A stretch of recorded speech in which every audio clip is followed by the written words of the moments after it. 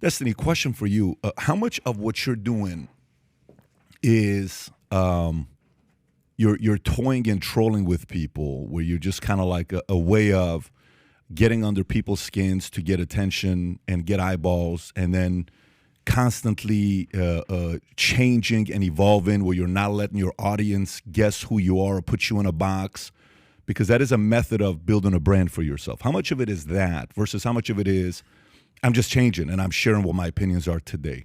I'm pretty authentic. I don't know if this is true, but I might have more broadcasted content than like any other person alive right now. So like my whole like journey, because I think I was the first person to quit their job and do streaming full time in 2010, and I've been streaming probably 7 hours a day on average for probably the last like 12 years. So I mean, like, you can see all of my growth. I don't think I could fake a character or be like a provocateur for that extended of a period of time. So yeah, I would say there's a lot of like natural evolution of my political beliefs over time. Got it. But like when you do, you've seen the thing where he says like, I believe Joe Biden is doing a great job or one of the greatest presidents. Yeah, that only sounds like Prove me wrong. Republican. Okay, right? Well, exactly. I think Joe Biden's doing a great job. Well, yeah. Well, let's discuss that. Well, you know, like, I actually generally do believe that you're authentic. We've done an interview before. We've done a 2-hour. The only thing I won't own all the time is I can get a little wild on Twitter. Okay, that's fine. Okay. Well, being wild on Twitter is actually encouraged these days. Okay, but I'm bringing that up because I think a part of what Tate does is trolling and to get under people's skins. And I think does a great job at it. I think Jake Paul does the same thing. I think Shapiro does the same thing. Yeah. I think a part of what we do is the same thing. So he used the word provocateur. I think that's a very appropriate word. But a word we use today is, you hear the word troll more. Like you saw what he did to Greta yesterday. Did you guys see the back and forth yesterday? With Greta. Did you see what happened with him and Greta yesterday on Twitter? I'm sure you saw that. Okay, Tate and Greta. If you want to just click on that. So yesterday, that Greta. Yeah. So yesterday, if you want to get close to that, so Greta says, "No, go up a little bit so you don't show what she says first." No, go down. Just read that part. Yeah. So Andrew Tate says, "Hey, Greta, I have 33 cars. My Bugatti is a 16, 8-liter quad turbo. My 2 Ferrari A12, have 6.5-liter V12. This is just a start. Please provide your email address so I can send you a complete list of my car collection and their respective enormous emissions." Okay. And the picture at the bottom is the picture of him in the Bugatti. Now look at what Greta does, which is actually pretty impressive how she responds back. She says, "Please do enlighten me. Email me at smalldickenergy@getalife.com." Okay? And then he responds back, and it goes back and forth. And then he does a video, and he gets like 30 million views. So there's a model and a madness to this game. I just wonder if that's a part of where you're going, where you're able to do that, versus, no, I'm just talking shit, having a good time learning. I don't know if you can do that model anymore. So the provocateur one. So here's the issue. When people talk about trolling had a distinctly unique definition like 15 years ago on the internet. When you troll somebody, you're acting in a way that you know is stupid. And everybody else that knows the troll is happening knows that it's stupid. And you do it to get a rise out of somebody, right? You act like an idiot to get a rise out of somebody. The problem is today trolling just means like, I don't want to say harassing somebody, but like insulting somebody or attacking somebody. That's like trolling or whatever. But the beliefs are oftentimes real, or even if the people themselves don't have the belief, their fan base has it. I would say the internet has changed substantially over the past like 20 years, and that 15, 20 years ago, it was really funny to talk about like finding people, killing them online, saying a bunch of crazy stuff, because like everybody knew it was a joke, and it was just like a bunch of kids and weird old guys or whatever on the internet. It was just like fun and funny. Nowadays, it's a lot different because you got people writing manifestos and going to like Buffalo or Christchurch in New Zealand and like shooting up and killing people based on shit they've read online. So the landscape has changed a lot, such that it's hard to go online and be like, oh, I'm just going to troll and say all these things, because there's probably a sizable portion of your audience that's going to end up unironically believing those things. Was it Voltaire that said that like any group that gets its laugh by pretending to be idiots will eventually find themselves in good company? That kind of thing. I don't know. I tend to disagree with the idea that trolls were just idiots. I think that there are a couple different kinds of trolls, but there are people out there who are genuinely like disgruntled and upset with what somebody was doing, and so they took issue with it and they became a troll and they ended up trolling those people. And then your second point is, that there's been a clampdown on what people are allowed to do in terms of trolling other people. And Andrew Tate's a perfect example. They just said, hey, enough of that. And he was, to me, almost an archetypal troll, like, because he just trolled the world. Like, I have 33 cars, come at me, whatever. And this is a great example of it. So they might want to shut that down, and they've tried to shut him down.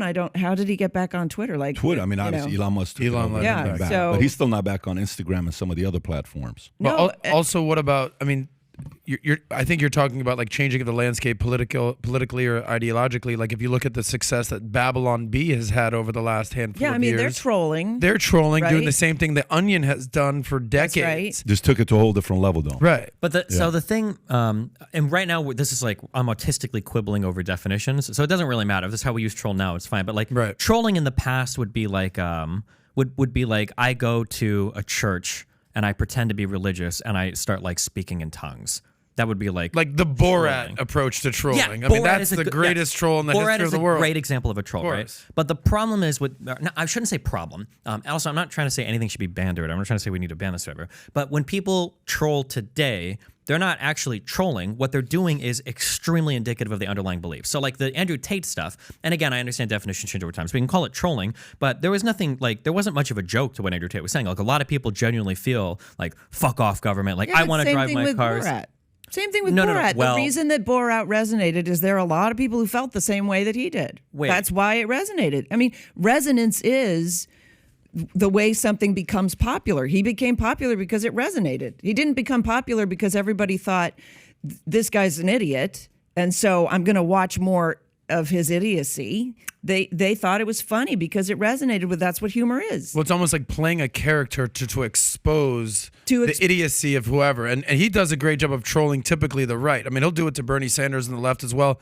Did you see that this isn't Borat, but this is Sacha Baron Cohen's latest escapade, I don't know, 2 years ago? What was it, like Saving America or United States of America? What was the whole thing? I don't know if you could pull it up, Sacha Baron Cohen. Showtime. He did it It with was a whole Showtime. thing, something about America. Who is He America? pretended to be like an Israeli. He pretended to be an Israeli Mossad gunfighter, and he would go and basically convince, NRA type members You know what? that 5-year-olds should be shooting guns. Yeah. Or he went in like a boxing ring with like a Republican congressman, and he convinced him to like drop his pants and like attack people with his anus, like stuff that you're like, you can't make this up. He got people to do. And obviously the greatest troll he ever did is Pat's favorite thing in the history of the world, Simpson. when he got OJ on and pretended that his girlfriend didn't know who OJ was and just was like, you remember OJ, la, la, la, la, la. And like the trolling of this man is so over the top amazing. So the weird thing is that because there's a resonance with trolls,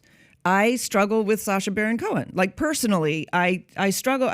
Struggle some why? of it's funny, Yeah. and some of it just makes me really uncomfortable. It just makes me uncomfortable, and I don't. But that's the point. Right. He wants to make you uncomfortable. That's true. And so, but I'm the type of person who's like, okay, I don't need that. I don't need that discomfort level in my life. So like that last thing that you're talking about that he did, I didn't watch it, even though I heard funny things about it. And some of the things sounded pretty funny. Yeah. Like overall. And it's the same thing. It's like the who were the guys who played all the pranks and did dangerous things, the Jerky Boys? Jerky Boys. This is the best thing in the history of I the know, world. and but that to me, No, that's she's just talking a about little Jackass. She's not. Oh, talking about Jackass Jackass. guys? Yeah, Not Jerky of course. Boys, Yeah, you're going 80s. Yeah, I'm going 8. But Yeah. I think Destiny brought up a Don't very go good. 80s, I think man. Destiny brought up Don't do that. a really good point.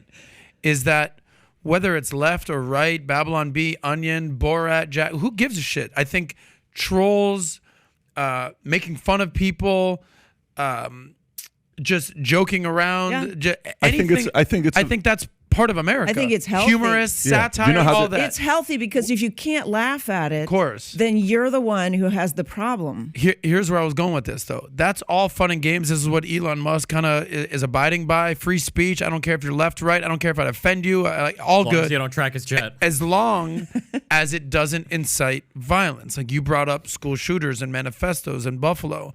And that's, I think, where the constant slippery slope is constantly trying to be identified as like what's trolling, what's satire, and what's like, no, we have a problem here that we must address. And that's the problem with online. Now everybody can say some shit, which is fine, but where do you draw the line on this type of stuff? I don't even care about the indirect incitement to violence. The like people call it stochastic terrorism, is when you're slowly pushing people. I'm not even necessarily worried about that. Like I don't know if there should be rules or legislation or anything. I just wish that people would be more honest. Like it's never just jokes, right? Like the jokes are typically like they resemble some underlying thing that people. It's funny really because it's feel. true. Exactly. They ruin comedy. Like for the recent like Sacha Baron Cohen stuff, that thing you're talking about, that was funny. Yeah. If you were like left leaning and you like to shit on conservatives, that's why it was funny, because you got to see their ridiculous like positions on guns and blah blah blah blah blah.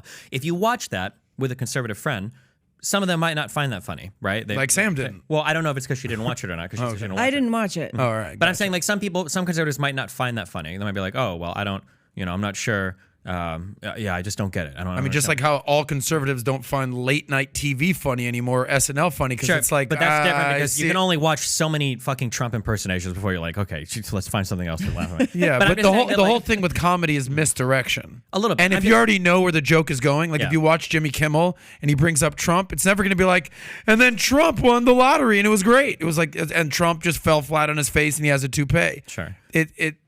That's the whole thing with misdirection. So if you like this clip and you want to watch another one, click right here. And if you want to watch the entire podcast, click right here.